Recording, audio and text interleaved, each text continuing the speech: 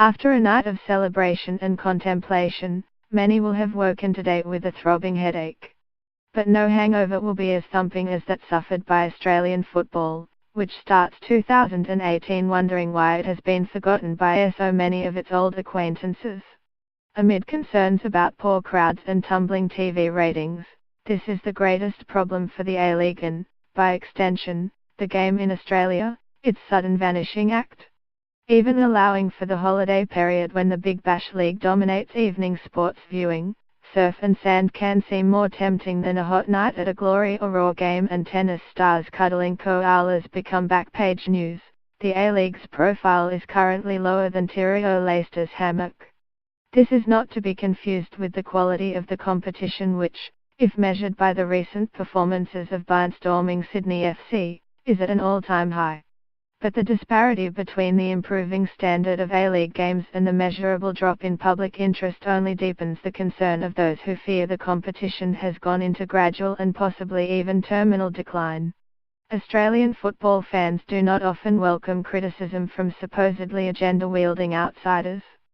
So perhaps the best sign of the A-League's current plight is the number of respected local football writers trying to explain its stalled progress.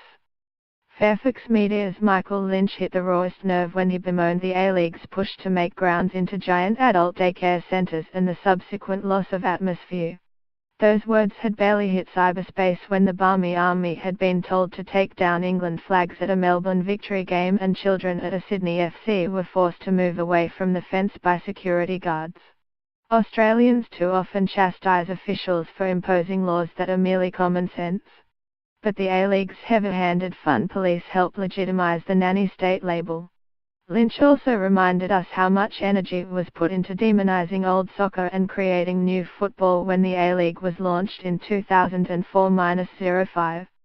This observation resonated with those who wonder how a game that seems so colorful and vibrant elsewhere has become so vanilla here.